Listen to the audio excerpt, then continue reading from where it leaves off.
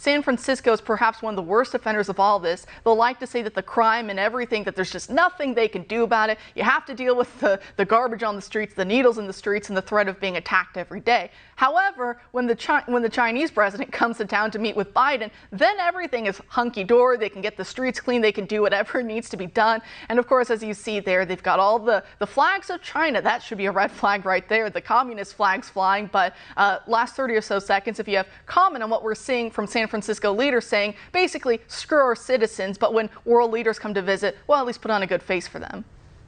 Well, it's a question of misplaced priorities, but what's even worse is it looks like a celebration of the Chinese are some of the worst human rights offenders and some of the worst persecutors of Christians and other minorities in the world. So I find it terribly offensive, and my heart aches for people that see this and see the message that this sends when this can happen. Because what about the people of San Francisco that have to deal with this crime and these disgusting streets every day? If they can clean it up, that's a question of priorities and it's a question of policy, but it's deeply concerning.